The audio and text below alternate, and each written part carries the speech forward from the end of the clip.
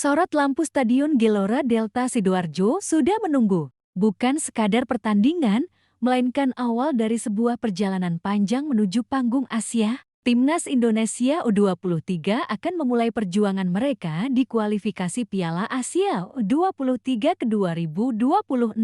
Selama 6 hari, dari 3 hingga 9 September tahun 2025, Garuda Muda akan mengarungi 3 laga krusial di grup J menghadapi Laos, Makau, dan sang raksasa Asia Timur, Korea Selatan.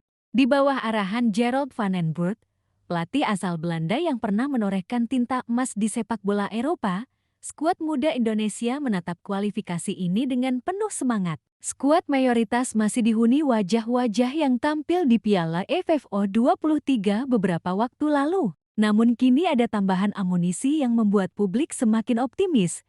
Kehadiran 2 pemain keturunan, Rafael Struijk dan Dion Marks, bersama nama-nama yang sudah akrab di telinga publik, seperti Marcelino Ferdinand, Kakang Rudianto, Arhan Fikri, hingga Jens Weven, Garuda Muda diprediksi akan tampil dengan formasi ofensif 4-3-3. Kombinasi pemain lokal yang sedang naik daun, ditambah sentuhan diaspora yang berkarir di luar negeri, diyakini bisa memberi warna berbeda. Lalu, siapa saja yang kemungkinan besar akan mengisi starting 11 Timnas Indonesia U23 di laga-laga grup J? Bagaimana strategi Van den Burg untuk memaksimalkan potensi skuad mudanya? Mari kita telusuri lebih dalam. Gerald van den Burg memanggil 23 pemain untuk kualifikasi Piala Asia U23 ke 2026. Dari daftar itu, wajah-wajah lama mendominasi. Nama seperti Muhammad Ardiansyah, kiper terbaik Piala AFF U23, tetap menjadi pilihan utama. Di lini belakang, Kakang Rudianto dan Kadek Arel, 2 bek yang solid sepanjang turnamen lalu, kembali dipercaya. Di lini tengah, Arhan Fikri dan Tauni Firmansyah menjadi motor permainan, sementara di lini depan ada Jens Weven yang sempat meledak di Piala AFF dengan 8 gol. Namun, yang membuat skuad kali ini lebih istimewa adalah hadirnya 2 pemain diaspora. Rafael Struijk, penyerang yang kembali ke habitatnya publik sepak bola Indonesia, tentu masih mengingat nama Rafael Struijk. Striker kelahiran Belanda ini sempat menjadi bintang di Piala Asia U23 ke 2024. 2 golnya ke gawang Korea Selatan membawa Garuda Muda lolos ke semifinal, pencapaian bersejarah di level Asia. Kini, setelah sempat berfokus di tim senior dan bersama Dewa United di Super League Indonesia, Struijk kembali turun kasta untuk membantu 23. Bagi Van den Burg, kehadiran Struijk adalah jawaban atas kelemahan paling mencolok Indonesia di Asian Cup U23 2025. Ketajaman lini depan. Meskipun Jens Weven produktif, nyatanya Garuda Muda hanya mampu mencetak 2 gol melawan tim-tim selevel, dan 8 gol lainnya justru ke gawang Brunei. Struijk membawa pengalaman, teknik Eropa, serta naluri predator yang dibutuhkan di lini depan. Dion Marks, bek kanan modern dari Belanda. Nama Dion Marks mungkin belum setenar Struijk, tetapi potensinya tak kalah besar. Pemain muda Nijmegen U21 ini berposisi sebagai bek kanan. Absennya Ahmad Maulana akibat cedera Izial membuat posisi ini terbuka lebar. Dion diprediksi akan langsung menghuni starting 11 membawa gaya bermain bek modern, cepat, rajin overlap, dan punya akurasi umpan silang yang baik. Kehadiran Dion juga penting untuk menyeimbangkan permainan. Di sisi kiri, Doni Tripamungkas adalah pilihan utama. Dengan hadirnya Dion di kanan, Indonesia punya fullback yang seimbang di kedua sisi, memungkinkan skema serangan melebar lebih efektif. Keseimbangan skuad. Jika melihat komposisi, skuad ini memang lebih matang. Perpaduan antara pengalaman seperti Ardiansyah di bawah Mistar, pemain yang sudah reguler di klub Super League seperti Kakang Rudianto dan Robbie Darwish, serta tambahan darah baru dari diaspora membuat Garuda Muda lebih siap menghadapi tantangan grup J. Gerald van den Burg dikenal fleksibel, tetapi ia kerap memilih formasi dasar 4-3-3. Sistem ini memungkinkan tim bermain menyerang sekaligus menjaga keseimbangan di lini tengah. Berikut prediksi starting 11 Timnas Indonesia U23 di kualifikasi Piala Asia U23 2026. Kiper Muhammad Ardiansyah di bawah Mistar, pilihan nyaris tak terbantahkan.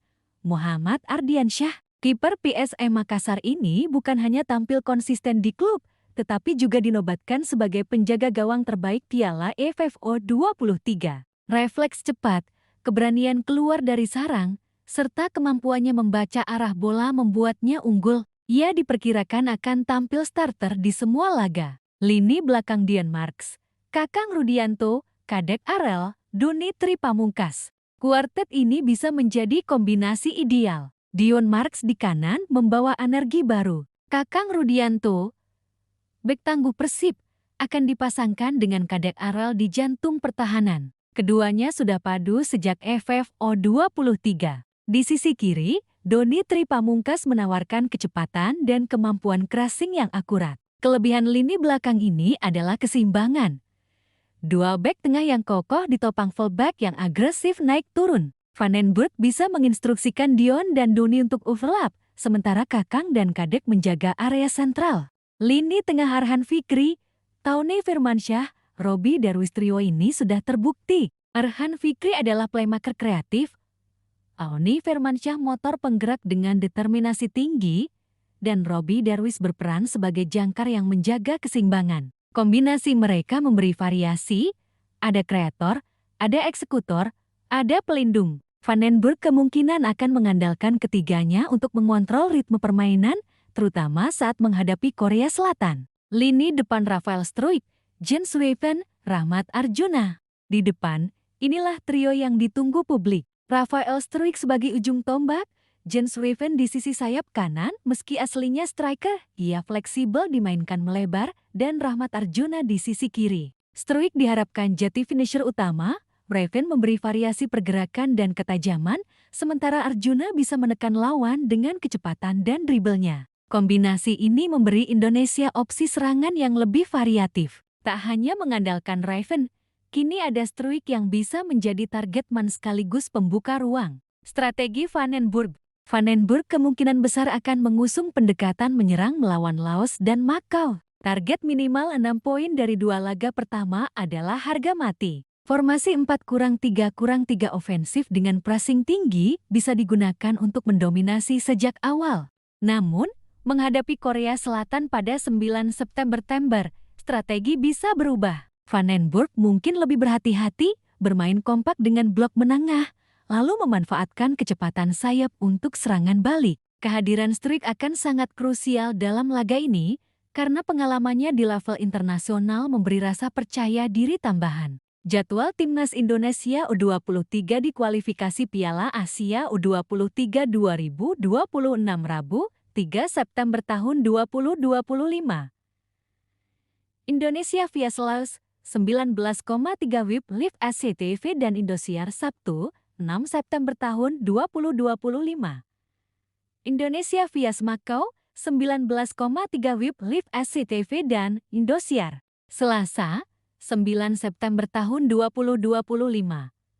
Indonesia vs Korea Selatan, 19,3 WIB Live SCTV dan Indosiar peluang lolos di atas kertas. Indonesia punya peluang besar untuk menjadi juara grup atau minimal runner-up terbaik. Laos dan Makau relatif lebih lemah, sehingga kemenangan atas keduanya wajib diamankan. Laga penentu ada di pertandingan terakhir melawan Korea Selatan.